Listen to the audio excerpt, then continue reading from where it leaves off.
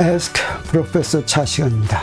쉬운 두 번째 시간으로 지금 몇 번에 걸쳐서 역설이 아닌 쌍둥역설 다시 보기를 하고 있죠. 오늘 네 번째 시간인데 오늘이 마지막 시간이 되기를 바랍니다. 마지막 시간이 되게 하기 위해서 우리 당장 조금 쌍둥역설과 관계 없어 보이지만 관계 있는 이런 문제를 보겠습니다. 평면 위에 두 점을 잇는 경로의 길입니다. 여기 지금 평면이 있다고 하고 평면에 두 점을 이렇게 해놨습니다. 그리고 이렇게 간다고 한다면 이 간 경로의 길이는 어떻게 구할까? 이 경로를 따라서 선분 요소를 구합니다. 선분 요소 DS는 여기 DX, DY로 피타고라스 정리에 의해서 이제 이렇게 되죠. 그러면 이때 좌표 중에 하나를 잡아 뺍니다. 그래서 dx를 잡아 빼면 이렇게 되고, 이때 물론 a는 dx분의 dy가 이렇게 됩니다. 그러면 이 경로의 길이는 바로 이 ds 선분 요소를 x1에서 x2까지 x에 대해서 적분하는 것으로 이렇게 주어지고, 여기서 f는 물론 ds죠. 그러면 이 두 점을 잇는 경로의 길이는 기준계 회전에 대해서 불변이다 라고 하는 걸 증명하겠습니다. 기준계 회전에 대해서 불변이라고 하는 건 지금 여기에 이런 기준계가 하나 이렇게 있습니다. 이렇게 하고서 구한 경우와, 자, 이렇게 해서 이제 다 이렇게 구했습니다. 길이를. 그 다음에 기준계를 회전한다고 하는 건 좌표축을 이렇게 회전한다고 하는 것이죠. 좌표축을 회전했습니다. 여기는 그대로 있는데 좌표축을 회전해 놓으면 ds 프라임, 이 s 프라임 좌표 기준계에 대해서 ds 프라임은 dx 프라임하고 dy 프라임에 의해서 주어지겠죠. 그래서 표현이 다 달라진다고 볼 수가 있습니다. 이 f에 대한 표현도 달라지는데, 그런데 적분한 결과, 자, 이 처음 기준계로 구한 길이와 회전시킨 기준계로 구한 길이가 같다고 하는 거죠. 그 기준계의 길이가 같다고 하는 건 우리가 무엇으로 증명할 수가 있냐면, 이 성분 요소가 기준계 회전에 대해서 불변이다라고 하는 것을 우리가 증명을 할 수 있는데, 그렇다면 이 성분 요소가 기준계를 바꾸더라도, 그 표현은 달라지더라도, 길이는 달라지더라도 그 요소 자체는 불변이다라고 하는 걸 우리가 증명하면 이 길이도, 마지막 길이도 불변인 걸 알 수가 있습니다. 그래서 먼저 기준계를 회전하기 위해서 좌표축을 회전시키겠습니다. 그 좌표축을 여기 이 XY 기준 좌표축하고 X 프라임 Y 프라임 좌표축하고 이렇게 세타만큼 회전시켰다고 하면 우리 잘 알죠. 그러면 그 회전하는 건 어떻게 구할 수가 있냐면, 자, XY를 회전 전에 좌표라고 하고 x 프라임 y 프라임을 회전 후에 좌표라고 한다면 x 프라임은 x 코사인 세타 더하기 y 사인 세타, 이거 잘 압니다. 그러면 양변을 미분하면 이제 이렇게 바로 되죠. 그 다음에 y 프라임은 이렇게 되니까 이것도 미분하면 이렇게 됩니다. 그래서 이제 비기준계에서 회전시킨 나중 기준계인 비기준계에서의 선분 요소의 제곱은 어떻게 되냐면 ds 프라임 제곱은 dx 프라임 제곱 더하기 dy 프라임 제곱 이렇게 되죠. 자, 이걸 이 두 개를 여기다 집어넣습니다. 이렇게 집어넣고 나서 dx 제곱하고 dy 제곱으로 잡아 뺍니다. 그러면 dx 제곱으로 잡아 빼면 뭐가 나오냐면 코사인 제곱 세타 더하기 사인 제곱 세타가 나오고, dy 제곱으로 잡아 빼면 사인 제곱 세타 더하기 코사인 제곱 세타가 됩니다. 그리고 또 남는 게 뭐냐면 dx dy 항인데, dx dy 항으로 잡아 빼면은 2 코사인 세타 사인 세타 마이너스 2 사인 세타 코사인 세타에서 이거 0이 되죠.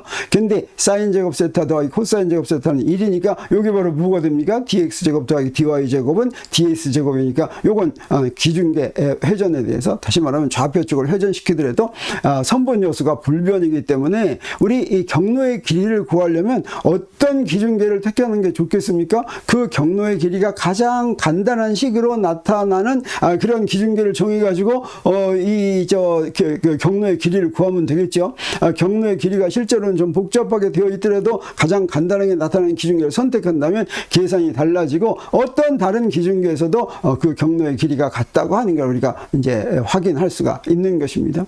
이것과 똑같은 일이 어디에도 적용되냐면 로렌츠 변환에도 적용이 됩니다. 로렌츠 변환이 우리가 사실은 시간과 공간축 사이의 기준계 회전이나 똑같은 거라고 그랬죠. 그래서 이 로렌츠 변환을 보겠습니다. 로렌츠 변환에 xt는 a 기준계의 좌표라고 하고 x 프라임 t 프라임은 b 기준계의 좌표라고 하면 로렌츠 변화율이 이렇게 되고, 그래서 양변 미분하면 이제 이렇게 되고, 그 다음에 CT 프라임에 대해서는 이렇게 되고, 미분하면 이렇게 되죠. 그러면 그 평평한 공간에서의 선분 요소는 어떻게 됩니까? 선분 요소를 할 것 같으면 선분 요소는 우리가 지난 시간에 했었죠. 마이너스 C제곱 DT제곱 더하기 DX제곱 더하기 DY제곱 더하기 DZ제곱 이렇게 됩니다. 물론 여기서는 Z축에 대해서 회전시켰기 때문에 DY제곱하고 DZ제곱은 다 0이니까 이거 빼놓고 하면 되겠습니다. 그래서 DS 프라임 제곱은 마이너스 C제곱 DT 프라임 제곱 더하기 DX 프라임 제곱인데, 자, 이걸 갖다 여기 집어넣습니다. 아까처럼 집어넣고 나서 어떻게 하냐? 이제 dx제곱으로 잡아 빼죠. dx제곱으로 이제 다 집어넣은 다음에 dx제곱으로 여기 c제곱 dt제곱으로 먼저 잡아 뺐네요. 그러면 감마제곱 마이너스 감마제곱 베타제곱이 되고, dx제곱으로 빼면 마이너스 감마제곱 베타제곱 더하기 감마제곱이 됩니다. 그리고 이제 크로스텀이 있죠. 크로스텀은 dt dx 텀으로 뺄 것 같으면 2베타 마이너스 2베타 그래서 0이 되죠. 근데 이 앞에 있는 건 뭡니까? 감마제곱이 1 마이너스 베타제곱이니까 감마제곱 마이너스 감마제곱 베타제곱 하면 1이 되는 거 우리가 알 수가 있죠. 그래서 요게 바로 마이너스 C제곱 DT제곱 더하기 DX제곱이니까 TS제곱이구나. 다시 말하면 로렌츠 변환에 대해서 선분 요소가 불변이다 라고 하는 걸 여기서 증명을 했습니다. 그래서 이 선분 요소를 해서 이제 적분해서 구하면 그게 바로 무엇이 되겠습니까? 4차원 시공간에서 두 점 사이의 간격이 되겠죠. 이것은 불변이다. 무엇에 대해서? 로렌츠 변환에 대해서 불변이다 라고 하는 것인데, 이 4차원 시공간의 간격은 이제 세 가지로 구분을 할 수가 있습니다. 그 어떻게 구분하면 하나냐면, 자, 두 점 사이의 간격을 우리 어떻게 정의했냐면 어떻게 했습니까? 마이너스 C제곱 델타 T제곱 더하기 델타 X제곱 더하기 델타 Y제곱 더하기 델타 Z제곱 이렇게 했죠. 근데 보니까 델타 S제곱이 0보다 클 수도 있고 0보다 우리 이 3차원 시공간에서는 이 선분 요소가 항상 제곱을 하면 0보다 컸지만, 이 경우에는 제곱을 하는 것이 0보다 클 수도 있고 작을 수도 있습니다. 이게 0보다 크다고 하면 어떻게 됩니까? 이게 0보다 크다고 한다면 무슨 뜻이냐면, 이 0보다 큰 경우를 공간성으로 분리되어 있는 두 점 사이의 간격이다 이렇게 얘기하는데, 그 다음에 이제 이게 0과 같을 수도 있습니다. 이게 0과 같은 거를 우리가 null separated 또는 빗덩으로 분리된 간격이다 이렇게 얘기하고, 이게 이제 0보다 작을 수도 있습니다. 이걸 뭐라고 그러냐면 시간성으로 분리된 두 간격이다 이렇게 얘기하는데, 자, 여기서 공간성이라고 하는 것은 델타 t가 0이라고 하더라도 델타 s제곱이 0보다 크면, 그러면 우리 델타 x가 0이 아닌 값을 가질 수가 있겠죠. 델타 x가 0이 아닌 값을 가지면 델타 x 제곱하면 0보다 큰 게 됩니다. 근데 델타 x, 델타 y, 델타 z가 전부 다 0이라고 한다면 델타 t가 0이 아닌 값을 가질 수가 없습니다. 왜 그러냐면 여기 마이너스 사인이 있기 때문에. 근데 null separate 빗한 건 어떻게 되냐면, 델타 y, 델타 z가 제로라고 한다면 델타 x하고 델타 t 사이는 어떤 관계가 있냐면, 꼭 빛의 속도로만 연결된 델타 x는 c 델타 t라는 그런 관계가 있죠. 타임 라이크는 어떻게 되냐? 델타 s가 0보다 만약에 작다고 한다면 이 공간 간격은 전부 델타 x, 델타 y, 델타 z가 전부 다 0이더라도 델타 t가 0이 아닐 수가 있죠. 자, 이걸 공간성 간격이다 이렇게 얘기합니다. 이런 세 가지 간격을 잘 구분하기 위해서 우리 무엇을 도입하냐면 빛 원뿔이라고 하는 걸 도입합니다. 빛 원뿔을 이렇게 그리면 어떤 사건, P점에 대해서 사건마다 자기의 빛 원뿔이 있게 됩니다. 자, 이런 원뿔인데, 이 빛 원뿔은 지금 빛 원뿔 두 개가 이렇게 붙어 있죠. 이건 어떠냐면 시공간의 한 점과 이 P점하고 null separated 된, 저 빛성으로 separated 된 것으로만 이루어진 간격이 되겠습니다. 이건 빛이 지나가는 경로로만 이루어진 것입니다. 그래서 이 빛 원뿔은 뭐냐면 바로 4차원 시공간에 존재하는 3차원 표면이라고 할 수가 있겠고, 이 빛 원뿔은 둘로, 위쪽 빛 원뿔과 아래쪽 빛 원뿔로 나눌 수가 있는데, 시간은 위로 흘러가니까 위쪽 빛 원뿔은 P점에서 미래에 빛이 가는 그 원뿔이고, 그 다음에 아래쪽은 과거로 이 아래쪽 원뿔의 표면에 있는 빛들이 전부 P점으로 들어가는 그런 빛 원뿔이 되겠습니다. 이 빛 원뿔을 그릴 것 같으면 우리 뭘 알 수가 있냐면, 두 사건이 있는데 P점과 연결된 사건이 A 사건과 B 사건이 이렇게 있다고 한다면, 시간성 사건은 반드시 빛 원뿔 내부에 있어야 되고, 공간성 사건은 반드시 비dom불 외부에 있어야 된다라고 하는 것이죠. 그래서 4차원 시공간의 각 점 P마다 자신의 비dom불이 존재하는데 점 P와 시간성으로 세퍼레이트된 점 A는 요건 그 안에 이렇게 있습니다. 비dom불 안에. 요건 미래에는 안에 있고 과거에도 역시 안에 있습니다. 근데 스페이스 라이크 세퍼레이트 되면 반드시 비dom불 바깥에 있어야 된다고 하는 것이죠. 그런데 시간성으로 세퍼레이트 된 것은 실제적으로는 정보가 연결이 될 수 없는 그런 것이고, 실제적으로 연결이 되려면 어떻게 됩니까? 저기가 비dom불 내부에 있어야지만 광속보다 작은 속도로 연결이 됩니다. 그래서 비dom불에서 그린 세계선을 볼 것 같으면 여기 비dom불을 따라서 그린 것은 이건 빛이 지나가는 세계선이 되겠습니다. 그래서 빛은 비dom불 표면의 접선 방향으로만 진행하는데 빛이 지나간 선을 따라 놓인 두 점 사이의 간격은 항상 0이다라고 하는 걸 우리 알았죠. 그래서 빛성 간격은 항상 0입니다. 그리고 실제로 질량이 0이 아닌 것들은 어디로 지나가야 되냐면 자기 자신이 있으면 비dom불 내부로만 지나가야 됩니다. 그래서 질량이 0이 아닌 입자는 타임 라이크 세계선으로만 이동하고 그것은 속력이 항상 C보다 작다고 하는 걸 우리가 알 수가 있습니다. 그러면 이렇게 시간성과 공간성을 구분해서 우리 간격을 구해야지 되겠습니다. 그 구분하는 게 어떻게 하냐면 시간을 재는 자하고 길이를 재는 자가 이제 구분이 되겠어요. 그래서 간격을 이렇게 쓴다고 한다면 우리 델타 S 제곱이 0보다 크면 그건 어떻다고 그랬습니까? 공간적으로 구분된다 그랬죠. 델타 S 제곱이 0이면 이건 이제 빛성이고 0보다 작으면 시간성이라고 하는데 자는 길이를 자는 자는 우리 공간성 디스턴스를 측정하는 도구라고 할 수가 있습니다. 그리고 시계는 바로 이 시간성 디스턴스를 측정하는 도구다라고 할 수가 있는데, 그래서 시간성 세계선은 어떻습니까? 비dom불 내부로만 지나가는 것이죠. 그건 항상 ds 제곱이 항상 0보다 작죠. 이 간격이 바로 뭐였습니까? 로렌츠 변환에 대해서 불변인 것이었죠. 이게 항상 0보다 작으니까 무엇을 우리 도입하는 게 좋냐면 여기다 마이너스 붙인 걸 도입하겠습니다. 근데 우리가 시간이라는 걸 잘 썼기 때문에 ds 제곱을 c제곱으로 이렇게 나눕니다. 그리고 마이너스를 붙이면 요거 dt 제곱이라는 거, d 타우 제곱을 구할 수가 있는데, 이걸 우리가 무엇이라고 부르냐면 고유시간이다 이렇게 부릅니다. 고유시간이라는 게 바로 무엇입니까? 자기 자리에서 자신의 시계로 잰 시간 간격이죠. 그래서 고유시간은 델타 x 제곱 더하기 델타 y 제곱 델타 z 제곱이 이게 전부 다 0인 경우 그때의 시간 간격이 바로 고유시간이다라고 할 수가 있겠습니다. 그러면 고유시간 요소는 우리 어떻게 구할 수가 있냐면 바로 여기 시간 그 라인 엘리먼트에서부터 무엇으로 구할 수가 있다고 했어요? d 타워 제곱을 마이너스 c 제곱분의 ds 제곱 이렇게 해서 구했죠. 그러면 d 타워 제곱을 구할 것 같으면 ds 제곱을 c 제곱으로 나눴으니까 저 c 제곱으로 나눈 것 마이너스를 붙였으니까 앞에 건 dt 제곱이 되고 여기는 c 제곱분의 dx 제곱 더하기 dy 제곱 더하기 dz 제곱해서 루트가 씌워졌습니다. 그러면 요거를 우리 마치 그 평면에서 길이 구할 때 dx로 빼낸 것처럼 이거는 dt로 빼내겠습니다. dt로 빼내면 이렇게 되는데 요 앞에 있는 dt분의 dx, dt분의 dy, dt분의 dx가 바로 무엇입니까? 3차원 속도의 세방향 성분이죠. 그래서 이걸 뭐라고 쓸 수가 있냐면 바로 v제곱이라고 쓸 수가 있고, v제곱 나누기 c제곱 이건 베타제곱입니다. 그래서 1 마이너스 베타제곱의 루트하면 이게 바로 뭐가 됩니까? 이게 바로 감마분의 1이 되는 거죠.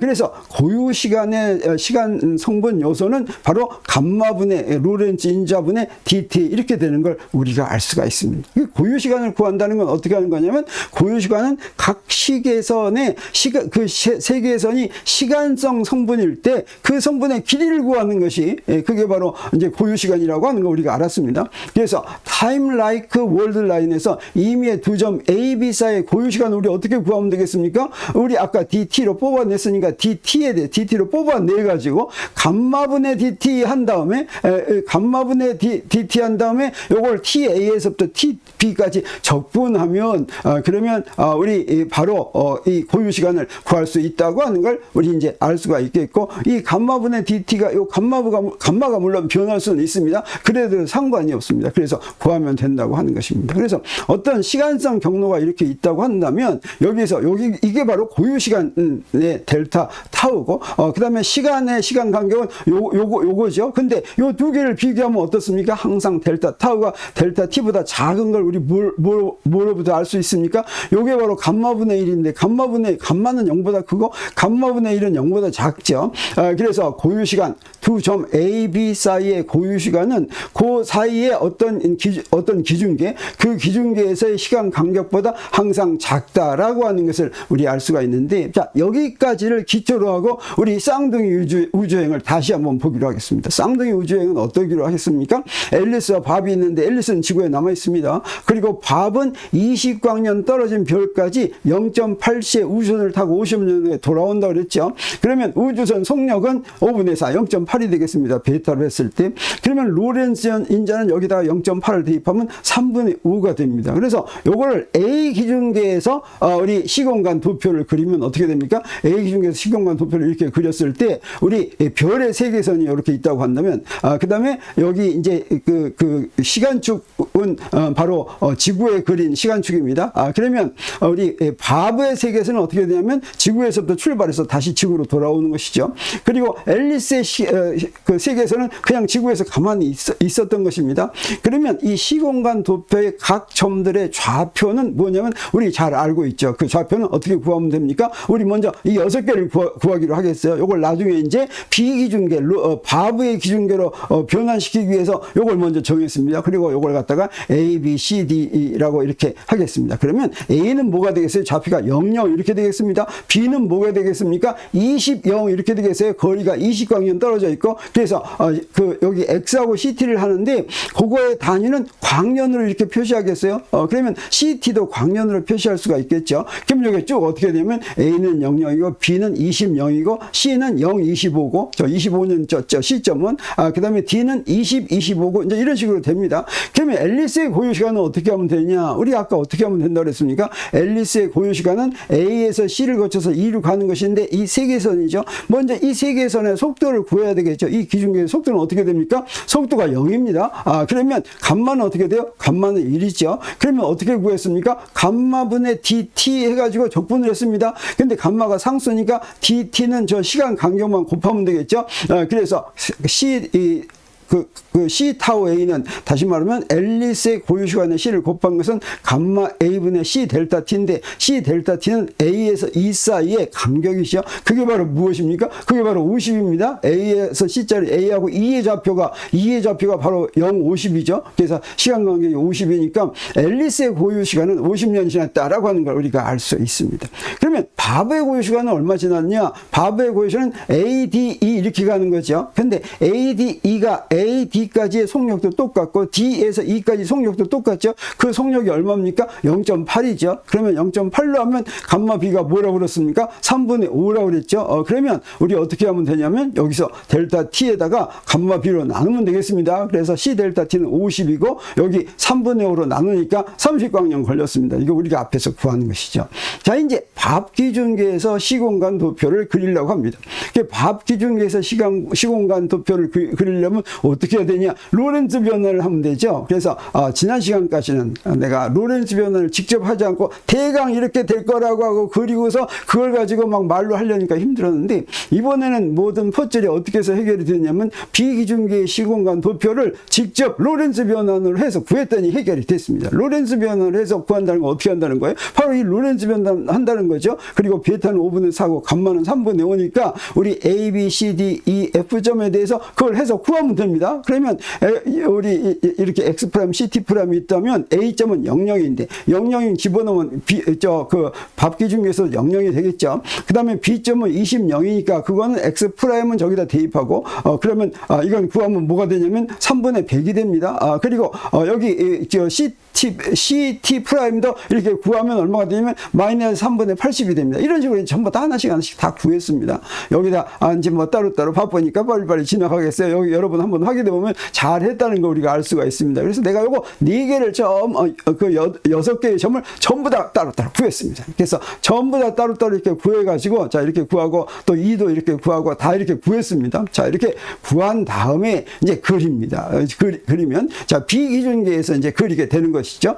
그래서 다 구했더니 어떻게 됐냐면 그 값이 얼마가 됐냐면 자, 이렇게 됐습니다. 그 값이 이렇게 A, B, C, D, E, F 이렇게 됐어요. 그래서 이걸 그리기 위해서 여기에 비기준계의 시간축과 공간축을 이렇게 그립니다. 요게 밑에 있는 게 공간축이고 위로 있는 게 시간축이죠. 그래서 A, B, C, D, E, F를 그리니까 이렇게 됐어요. A, B, C, D, E, F 이렇게 됐습니다. 그래서 A, B, C, D, E, F 이렇게 됐습니다. 그러면 어떻게 되냐? 별의 세계에서는 아까 뭐였어요? B, D, F를 잇는 선이었죠. 그리고 밥의 세계에서는 뭐였어요? 밥의 세계에서는 A, D, E를 잇는 선이었죠. 그 다음에 앨리스의 세계에서는 뭐였습니까? A, C, E를 잇는 선이었습니다. 자, 이렇게 선을 구해놓고서 우리가 아까 한 방법으로 이제 그 세계선의 고유 시간을 구하면 되겠습니다. 자, 그러면 이제 구하겠습니다. 자, 이렇게 해서 구하기 위해서 좌표를 여기다 표시하는 게 계산하기가 좋겠죠. 그래서 저 2점의 공간축 좌표는 우리 여기서 구한 거 보니까 2점의 공간축 좌표는 마이너스 3분의 200 광년입니다. 그 다음에 여기 F하고 C점의 공간축 좌표는 전부 다 마이너스 3분의 100이고 똑같죠. 그 다음에 여기에 뭐가 있냐면, 여기 D점의 시간축 좌표는 D점 뭐가 됩니까? 15죠. 그 다음에 우리 또 뭐도 구해야 되냐면 2점의 시간축 좌표는 2점 시간축 뭐가 됩니까? 3분의 250이죠. 이것만 있으면 우리 이제 그 고유 시간을 바로 구할 수가 있겠습니다. 그럼 어떻게 구하면 됩니까? 우리 앨리스의 고유 시간은 맨 먼저 뭘 하면 되겠어요? 자, A, C, E로 가는 것인데 요거의 속도를 구하면 되겠죠. 요거 속도 구하려면 어떻게 구하면 됩니까? 속도는 베타 A는 C 델타 T분의 델타 X 이렇게 되겠습니다. 그러면 델타 T는 바로 무엇입니까? 여기서부터 여기까지니까 델타 T이니까 저기에서 3분의 250이죠. 3분의 250이고 델타 XAE는 마이너스 3분의 200이죠. 그래서 3분 빼고 할 것 같으면 250분의 200이니까 이건 마이너스 5분의 4. 이건 우리가 아는 거죠. B가 가만히 있으면 앨리스는 반대 방향으로 0.8C로 가겠습니다. 그럼 이 값을 넣어서 감마 A를 할 것 같으면 3분의 5니까 이거 가지고 아까 우리가 한 대로 구하면 우리 델타 T가 바로 뭐였습니까? 3분의 250을 무엇으로 나눕니까? 3분의 5로 나누니까 5분의 3 곱하니까 50 나왔습니다. 어떻습니까? 우리 A 기준계에서 한 거하고 똑같은 값이 나왔어요. 아주 잘 됐습니다. 자, 그러면 이제 밥의 고유 시간을 할 텐데 밥의 고유 시간은 둘로 나눠서 해야 되겠습니다. A, D, E인데 A, D를 먼저 하고 그 다음에 D를 나중에 해야 되겠어요. 왜냐면 속도가 지금 다르죠. 그래서 A, D를 할 것 같으면 A, D는 어떻습니까? 저 A, D는 저 속도가 시간축을 따라가니까 속도가 0입니다. 그러면 감마는 어떻게 돼요? 1이 되죠. 그러면 요 시간 간격은 얼마입니까? 15인데 1로 나누니까 바로 뭐가 됐습니까? 고유 시간이 15죠. 물론 요 시간축에 있는 시간 간격이 바로 고유 시간입니다. 그래서 고유 시간이 15 됐습니다. 어떻습니까? 우리 앨리스 기준계에서도 처음 갈 때 15년, 올 때 15년 그랬죠. 자, 여기서 15년 이제 잘 나왔습니다. 자, 여기서 관건은 어떤 거냐면 이제 두 번째 경로 이 DE가 어떻게 될 것인가 하는 게 이제 관건입니다. 이 DE로 가는 고유 시간이 얼마인지 우리 계산하겠습니다. 그러면 우리 속도 구해야 되겠죠. 속도 구하려면 어떻게 하면 됩니까? 델타 C 하면 되니까 델타 C는 여기 아까 한 것처럼 델타 C는 3분의 250 델타 C는 여기서부터 델타 D이니까 D에서부터 E니까 3분의 250 빼기 3분의 45를 해야 되겠죠. 그래서 3분의 205가 되겠습니다. 그리고 델타 DE는 바로 뭐냐면 마이너스 3분의 200이죠. 그래서 마이너스 205분의 200에서 마이너스 41분의 40 이렇게 됐습니다. 그래서 베타가 마이너스 41분의 40 이러면 감마가 굉장히 복잡한 값이 될까봐 걱정이 좀 되는데 요 감마를 계산했더니 놀랍게도 9분의 41이 딱 나옵니다. 여러분 계산해 보세요. 9분의 41이 딱 나옵니다. 그러면 이때 저 고유시간 구하려면 어떻게 하면 됩니까? 시간 간격 아까 3분의 205라고 그랬죠. 이거를 감마로 나누면 그 9분의 41로 나누면 41분의 9로 곱했죠. 그랬더니 결과가 얼마입니까? 요거 딱 할 것 같으면 41로 나눌 것 같으면 이게 딱 5가 되고 5를 갖다가 3으로 곱하니까 얼마가 됐어요? 15가 됐습니다. 딱 맞아 떨어졌죠. 자, 그럼 여기서 또 한 가지 또 재미있는 게 뭐가 있냐면 저 베타가 마이너스 41분의 40이 됐는데 요거 어떻게 나온 것일까 궁금하죠. 이건 사실 우리가 어떻게 구할 수가 있습니까? 상대론적 속도 덧셈에서 바로 구할 수가 있죠. 그래서 이 베타2는 어떻게 구할 수가 있냐면 우주선의 속력은 0.8 5분의 4라고 그랬으니까 오는 때 0.8로 가고 반대 방향 0.8로 갔으니까 처음 걸로 볼 것 같으면 어떻게 됩니까? 마이너스 0.8 빼기 베타 해야 되겠죠. 그래서 그 상대 속도를 구하려면 마이너스 베타 빼기 베타하고서 1 마이너스 베타 제곱 마이너스 베타 이렇게 해야 되죠. 이건 바로 무엇입니까? 이건 2 마이너스 2분의 1 플러스 베타 제곱분의 베타인데 이 베타 하면 이게 1.6이죠. 그 다음에 1 더하기 베타 제곱이 0.64니까 1.64이죠. 그래서 마이너스 1.64분의 1.6 하면 그게 바로 무엇이 됩니까? 마이너스 41분의 40 딱 이렇게 됐습니다. 자, 이것처럼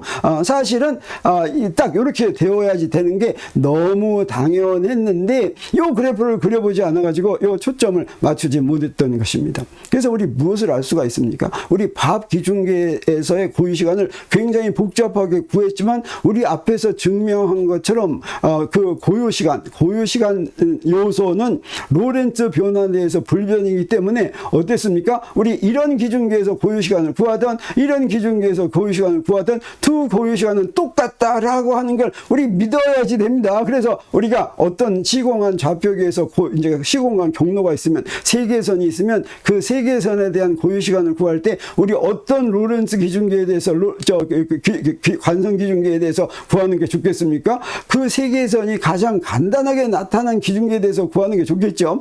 그 고유시간 구하기 위해서 이렇게 복잡한 바브의 기준계에서 구할 필요 없죠. 우리 이렇게 앨리스에서 기준계에서 구하면 된다라고 하는 것입니다. 자, 그건 무슨 얘기냐면 바로 이 고유시간이라고 하는 것은 4차원 시공간에서 바로 무엇에 해당한다고 그랬습니까? 그 세계선의 길이를 나타내는데 이 세계선의 길이 이건 바로 무엇이라고 그랬습니까? 4차원 길이라고 그랬죠. 4차원 스칼라. 4차원 스칼라면 어떻습니까? 로렌츠 변화에 의해서 바뀌지 않는 것이죠.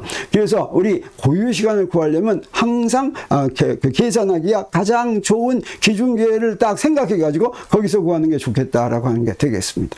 자, 그러면 우리 맨 처음에 이 쌍둥이 역설이 도대체 문제가 된 게 무엇이었습니까? A 중계에서 보면 B 중계의 시계가 느리게 가고 B 중계에서 보면 A 중계의 시계가 느리게 가서 그것 때문에 문제가 된 것이었죠. 자, 그건 어떻게 해석할 수가 있는 거냐면 바로 무엇만 본 거냐면 이 부분만 본 것입니다. 이 부분만 보면 A 중계에서 보면 저 사선으로 된 B 중계의 시계가 느리게 가는 것이죠. 또 이 부분만 볼 것 같으면 어떻습니까? 여기는 사선 B 중계에서 보면 A 중계의 시계가 느리게 가는 것이죠. 자, 그래서 이게 바로 특수상대성 이론의 시간 팽창은 상대적이어서 상대방의 시계만 느리게 간다라고 하는 말을 우리가 특수상대성 이론 배울 때 맨 처음에 배워가지고 그게 머릿속에 딱 들어있어서 이런 쌍둥이 역설 같은 제안을 하게 되는데 이 제안은 우리가 지난 시간에 얘기한 것처럼 아인슈타인조차도 이 문제의 해결점을 잘 몰랐었죠. 그래서 이 문제는 무엇으로 해결된다?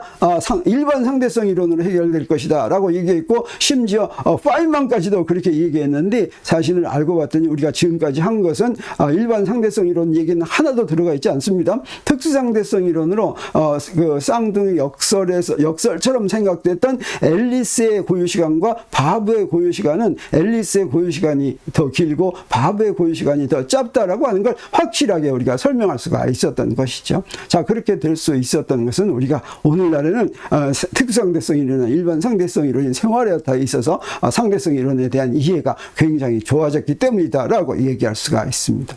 자, 이렇게 해서 쌍둥이 역설에 대한 문제는 이제 마지막이 된 것으로 종결된 것으로 하겠습니다. 그리고 다음 시간에는 또 다른 주제를 가지고 에스크 프로페서 차 시간에 여러분을 찾아오기로 하겠습니다.